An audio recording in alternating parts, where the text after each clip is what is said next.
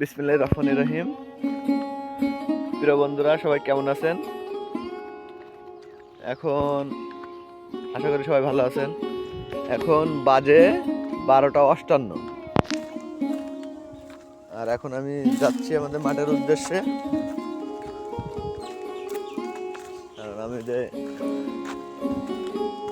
ধান রোপণ করবো এর জন্য যে পাতা ফেলাইছিলাম, পাতাটা পলিথিন দিয়ে ঢাকছিলাম, প্রচুর ঠান্ডা পড়ছে, এর জন্য এটা আপনাদের সাথে শেয়ার করছি। এটা তো আপনারা সবাই জানেন। এখন হঠাৎ এখন দুপুরবেলা একজন সংবাদ দিল ডিপ জুড়ছে।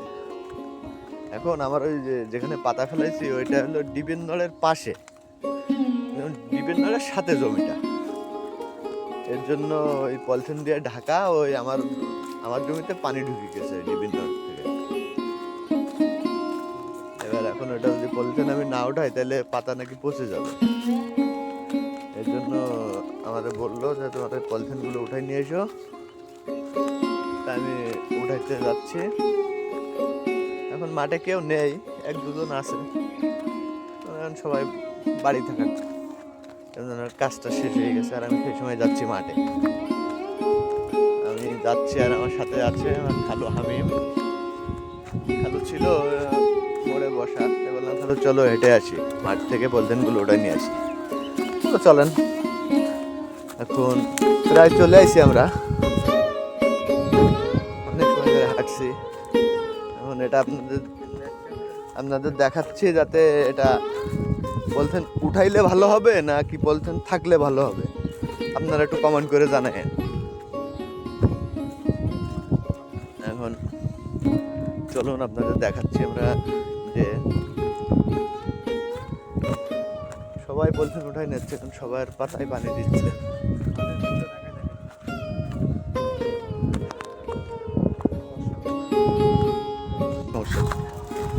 দর্শকদের দেখাই দেন কুয়াশাচ্ছন্ন দুপুরের ভিউটা মাঠের বন্ধুরা।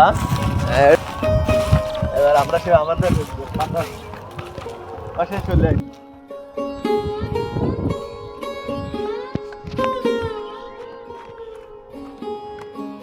আমাদের যে পাতাটা ওই দেখা যাচ্ছে সামনে, এটা হচ্ছে কেন আমাদের সে পাতা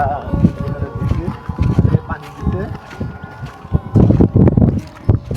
পলিথিনটা উঠাই দিব।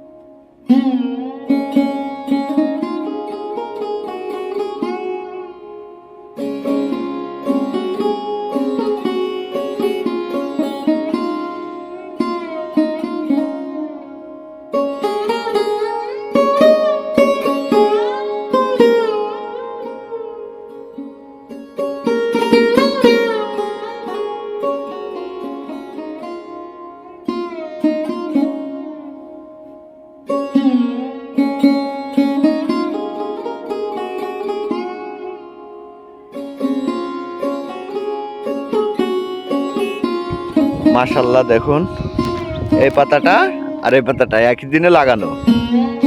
দেখুন পলিথিন দিয়ে ঢাকছি বলে এটা দেখুন এখনো আমাদের এটা দেখুন কেমন বড় বড় হয়েছে।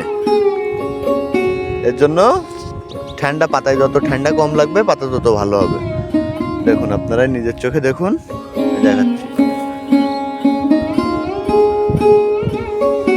আর পলিথিনগুলো ওঠানো হয়ে গেছে, পানি দিছে, দেখুন ওই সাইডের গুলো পানি আইসে, এবার আমার ঢুকবে, উঠাই দিলাম।